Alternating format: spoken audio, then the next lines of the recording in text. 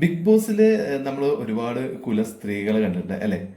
അതിൽ വരുന്ന യങ് ആയിട്ടുള്ള കുറെ കണ്ടസ്റ്റൻസിന്റെ ഡ്രസ്സിങ്ങിനെ കുറിച്ചിട്ടൊക്കെ കമന്റ് ചെയ്യണം. ഇത് മലയാളികൾ കാണുന്ന ഒരു പ്രോഗ്രാം അല്ലേ? ഇങ്ങനത്തെ ഡ്രസ്സ് ഇടാൻ പാടോ, ഇങ്ങനെ നടക്കാൻ പാടോ, ഇങ്ങനെ പറയാൻ പാടോ, അങ്ങനെയൊക്കെ ചോദിച്ചിട്ട് നമ്മൾ ഒരുപാട് ലേഡി കണ്ടസ്റ്റൻസ് ഉണ്ട്. അവരെ നമ്മൾ കുലസ്ത്രീകൾ എന്ന് പറഞ്ഞിട്ട് എല്ലാവരും ഒഴിവാക്കി വിടുക, അല്ലെങ്കിൽ അവരെ ട്രോള് കാണും പതിവ്.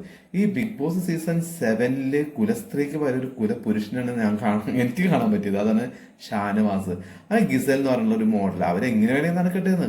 അവരൊക്കെ അത് കണ്ടുകൊണ്ട് തന്നെയല്ലേ ഈ ബിഗ് ബോസ് ഇങ്ങോട്ട് എടുത്തിട്ടുള്ളത്. മലയാളീസിനൊക്കെ അറിയാം ഈ മോഡലുകളാണെങ്കിൽ ഇങ്ങനെയൊക്കെ നടക്കുള്ളൂ എന്ന് പറയാം. ഇദ്ദേഹം എന്തിനാണ് അവരുടെ ഡ്രസ്സിങ്ങിനെ കുറിച്ച് പറയുന്നത്? ഈ ഡ്രസ്സിനെ കുറിച്ച് പറഞ്ഞിട്ടുള്ള എല്ലാ കണ്ടസ്റ്റൻസും എല്ലാ സീസണിലും അവഹേളനം തന്നെ ഏറ്റുവാങ്ങിയിട്ടുള്ളൂ. അവർക്ക് വിമർശനം മാത്രമേ വന്നിട്ടുള്ളൂ. അത് അറിഞ്ഞുകൊണ്ട് ഒരാൾ എന്തിനാണ് ഇതിനു വേണ്ടിയിട്ട് ഇങ്ങനെ ഒരു അഭിപ്രായം പറഞ്ഞത് എന്നാണ് എനിക്ക് പേഴ്സണൽ കണ്ടപ്പോൾ തോന്നിയത്. ഈ ഷാനവാസ് ശരിക്കും പറഞ്ഞാൽ കളിക്കാനുള്ള ഒരു കാലിബറും ഇല്ല എന്നാണ് അദ്ദേഹത്തിന്റെ 2 ദിവസത്തെ പെർഫോമൻസ് കണ്ടോട് എനിക്ക് തോന്നിയത്. കാരണം അദ്ദേഹത്തിന്റെ മനസ്സിലുണ്ടാവും ചിലപ്പോൾ ഞാൻ ഒരു സീരിയൽ നടനാണ്, എന്നെ ഒരുപാട് പ്രേക്ഷകർ അംഗീകരിക്കുന്നത്.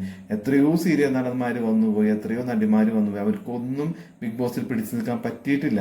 അപ്പോഴെങ്കിലും അദ്ദേഹം വന്നിരിക്കുന്ന നല്ലൊരു പ്ലാറ്റ്ഫോമാണ്. അത് മിസ്യൂസ് ചെയ്തെന്നൊരു തോട്ട് ഉണ്ടെങ്കിൽ അദ്ദേഹം ഇതേപോലെ ഗിസലിന്റെ ഡ്രസ്സിങ്ങിനെ കുറിച്ചൊന്നും പറയുമെന്ന് എനിക്ക് തോന്നുന്നു. അദ്ദേഹത്തിന് ഈ ഒരു ബിഗ് ബോസ് ഷോ അത്ര ആപ്റ്റ് ആണോ എന്ന കാര്യത്തിൽ സംശയമാണ്.